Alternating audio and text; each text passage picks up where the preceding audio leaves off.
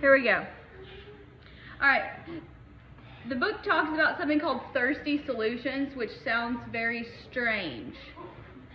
But we'll kind of we'll get into that a little bit more later on.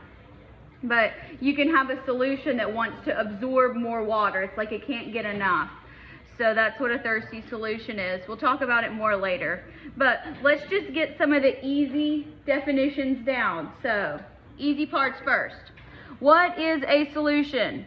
A solution is a homogeneous mixture of two or more substances or components.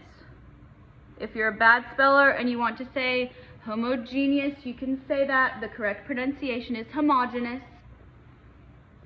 But, all right, so what is a solvent? We've covered this before. It's the majority component of the solution versus the solute, which is the minority component. A lot of times the solvent is usually water. Not always, particularly when I like to make things complicated. We'll put have different solvents. But you'll have a lot of different solvents when you get to organic. But for the most part, especially if you're going to be in a biology type field, water is going to be your primary solvent. Nature has a tendency to spontaneously mix. So if you put things in the same place, they're going to want to mix together. Sometimes. Now, generally when we think of a solution, if you're anything like me, you think of something that's liquid. And you're going to put either another liquid or a solid, or, since I don't have a can of Coca-Cola with me today, but not all solutions have a liquid solvent. So let's kind of go through and talk about a few of these. So if you have a gaseous solution, the solute is gas and the solvent is gas. So the solution phase depends on what the solvent is. If the solvent is liquid or gas or solid, the solution is liquid, gas, or solid. All right, who can give me an example of a gaseous mixture solution? Air. Air. The atmosphere air is primarily composed of nitrogen and oxygen. Yes, if you want to throw in all the carbon dioxides and water vapors and whatever, you can, but nitrogen and oxygen are the primary components. Can you put a solid in a gas? No. Okay. All right. Let's move down to where the solvent is always a liquid. So just go ahead and fill it out. The solution phase depends on the solvent because that's what's present in more amounts. So liquids are versatile. You can have a gas and a liquid. You can give me an example. Coca-Cola, that is correct. Yes. So any sort of carbonated beverage, non-alcoholic carbonated beverage. There you go. It's all a Coke, because we're going to get to that. All right. Next, this is the most common one that we think of. A liquid and a liquid, or one of the most common. Who can give me an example? Water mixed with food coloring, not salt. Salt's a solid. Bourbon. Bourbon. Alcohol and water. All right, so any mixture of ethanol and water, that's why I said non-alcoholic. So you can talk about bourbon, you can talk about vodka, any of your primary spirits. Beer is a little bit more complicated because it also has carbonation. So, hard liquor. It's a great example because everyone's familiar with it, directly or not. All right. You can also dissolve solids in liquids. Kool-Aid is a great example of that. So yeah, you can have Kool-Aid, sugar water, salt water. So if you think of like the ocean has a whole bunch of salt dissolved in it.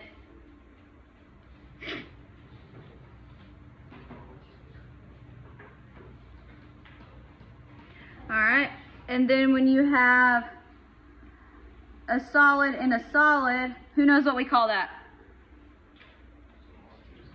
It is a mixture. We call them alloys. Mixtures of metals. Steel is an alloy, yes. What's it a mixture of? Iron and something else. All right, so let's go with something that we know, with an example that we know. So, or maybe you know this, but so like if you have brass, copper and zinc, very close. For people who like jewelry, if you put copper and gold, you get rose gold. If you put nickel and gold, you get white gold. If you have gold by itself, it's yellow, it's gold. So those are examples. Platinum is not a mixture. All right. Oh, that's true. All right, so aqueous solutions, which is a lot of what we're going to be dealing with primarily. An aqueous solution is any solution that has water as the solvent. And so it will be abbreviated on your equation or on your formula as like NaCl parentheses AQ, where the phase would be. You know, because you can have S for solid, L for liquid, G for gas, or you can have AQ for aqueous, means it's dissolved in water.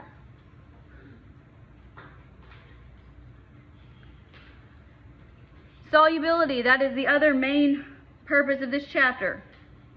It is the amount of the substance that will dissolve in a given amount of the solvent.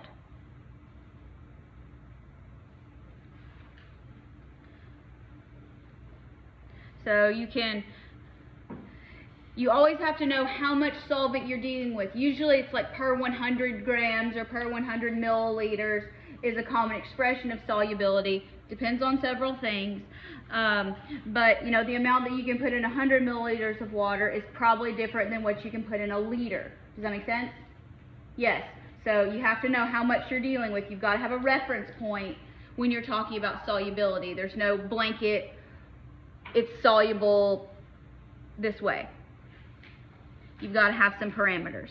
Now, how we determine solubility. It depends on the tendency towards mixing, which we covered already. Nature wants to mix. And also the types of, here's why it's the chapter that after what we just did, intermolecular forces. What are intermolecular forces? Between molecules, yes, not bonds. So here we're talking about dispersion forces, hydrogen bonding, dipole forces, things like that, how molecules interact with each other and with the solvent. Okay, I think this is the first time you're going to hear this word from me. Entropy. So let's talk about entropy. Who can tell me what entropy is? Disorder, yes, disorder or randomness tends to be how we determine it. So, why in the world when we have two gases, why do they mix together when if we look at physically, they're not changing any, they're not losing any potential energy? So, First, introduction to entropy. We'll talk about this a lot in chapter 18, which I just finished writing, the lecture. I didn't write the book. Now, physical systems, they're going to arrange themselves towards lower potential energy if they can. So, and or, this is a big, an increase in disorder. Is it really bright? It is bright. I agree. Give me a second. This might get out of focus. Better? A little bit? Okay. I like that better too. Okay. So, energy does not ever spontaneously concentrate itself. This is the principle behind the Big Bang Theory, not the show. The universe is constantly expanding, right? If given a choice, is energy going to combine? No. So, objects are going to go towards lower potential energy. So, does this have potential energy right here? Yes. Not anymore. Okay. It didn't increase its disorder, but it had less potential energy. Okay, so entropy, as we're going to define it now, we'll define it multiple ways later, but what you need to know, it's a measure of the energy randomization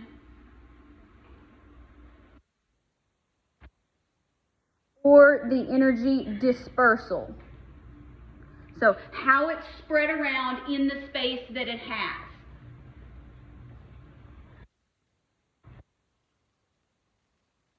What does that mean?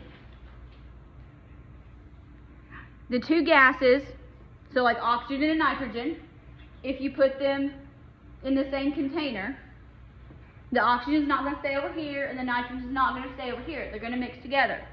Because pervasive tendency, energy is going to spread out when it is not confined. So when you take a gas and you give it a bigger container, it's going to fill up the container. It's going to use all of its available space. Anyone that has a toddler knows about how toddlers like to sleep and take up all the available space. Maybe, maybe not, but you know exactly what I'm talking about. But they like to take up all the space. All right. So here, this is a great review from chapter 11, what we talked about last week. The effects of the intermolecular forces. Solutions form because we want to increase our entropy. We want to get more dispersed. So when you're putting two things together in a solution, we'll start with two. It depends on how the solvent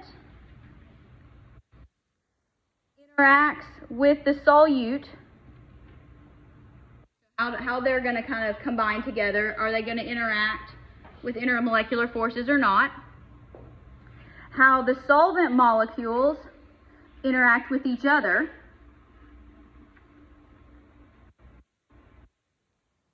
And how the solute molecules interact with each other.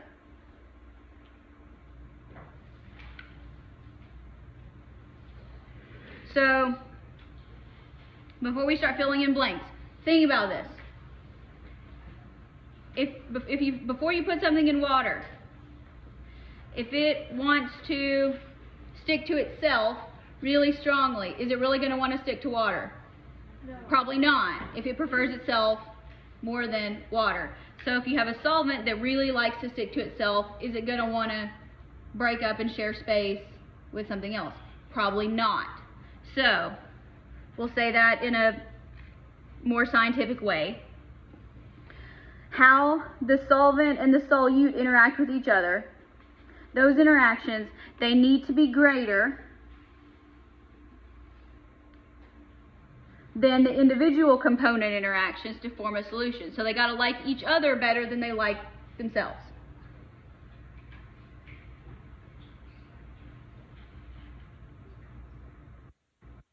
Saying it another way. Because again, different things make sense to different people. Pick the one that works for you. If your solvent molecules, so anytime you see solvent, if it makes more sense to you, just say water. These two kind of look and sound alike. If the solvent and the solute interact more strongly with the molecules of their own kind than with each other, you can still form a solution.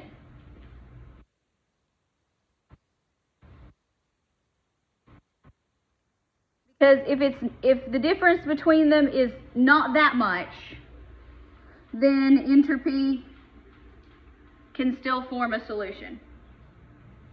It's not impossible, but it's a lot more unlikely for that to happen.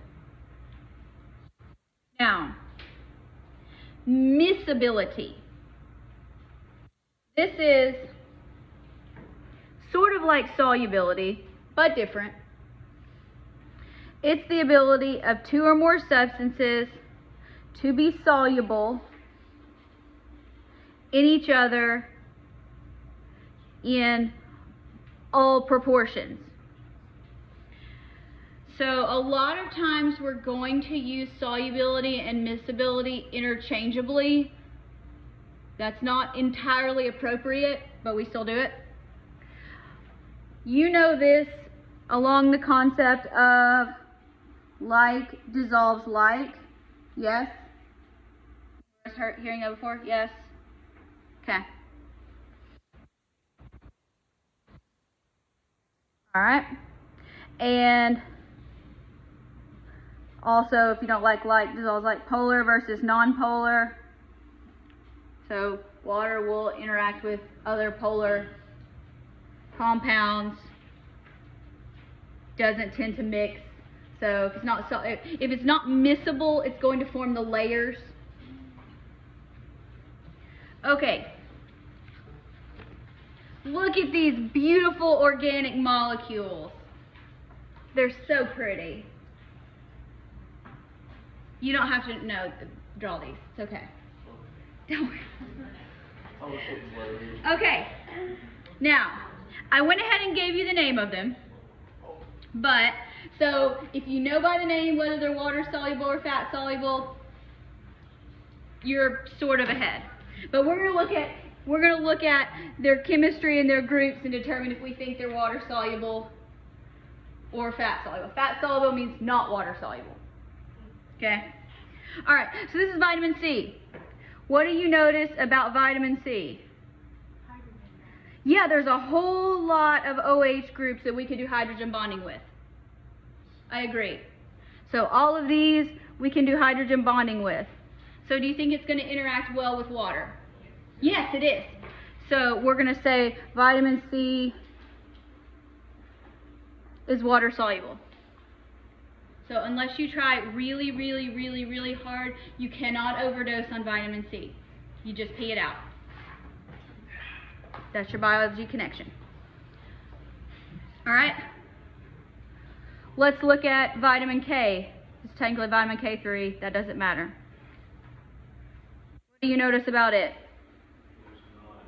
There's no OH groups. That's right. Can this hydrogen bond? No. Is it going to like water? No. Not really. There's not really a lot of places. It's got these oxygens, but they're not going to interact real well. So this will say, I'll say, since I started writing it, not water soluble. This is fat soluble. This is practice for things that you will have to do in organic eventually. So you look at this molecule and go, wait a minute, break it down. What do I know? All right, this is vitamin A. What do you see about vitamin A? There's one hydroxide on there. Is this a big molecule? Yes, it's huge. Is it going to interact well with water? Probably not, because do you think this is enough to make up for all this? Probably not. It'll interact with water maybe a little bit. So we're going to say this is primarily going to be fat soluble. Got to pick one or the other. All right. This is vitamin B5. What do you think? It is water soluble. Why? Look at all these OH groups on there. There's a lot of hydrogen bonding opportunities. And compared to these, do you see how they're kind of spread out throughout the molecule? So even though this is bigger than vitamin C, I agree, but because these are spread out, it's going to help, water can kind of interact here and here and here. So water can still kind of surround the molecule. Yes, Trey? Is there a minimum amount of OH molecules that you need to target this water soluble? There's not a formula. Okay. No. So kind of look at Yeah. Yes. Yeah. And really, solubility is not an all or none thing, but you're not going to get a whole lot of this dissolved in water. You might get a little bit. Yeah. Yeah. So yes, we're going to say this is water soluble. So that was just some practice at looking at a picture of a molecule and thinking about what sort of intermolecular forces would be involved. All right, so let's take this and do a little bit of chapter 11 review. If you looked at this, so as Catherine said, there's a lot of hydrogen bonding. So versus this one where there's no hydrogen bonding. Which one of these is going to have a higher boiling point? The hydrogen bonding one, yes, because it wants to stick to itself more. It's going to take more heat to bust up those intermolecular forces to put them into a gas phase than it is one that doesn't hydrogen bond. Same thing down here. Vitamin A is going to have a much lower boiling point than vitamin B5, primarily because of hydrogen bonding. We can talk about the others, but does that sort of put it in a different perspective? Maybe? Show you that? All right.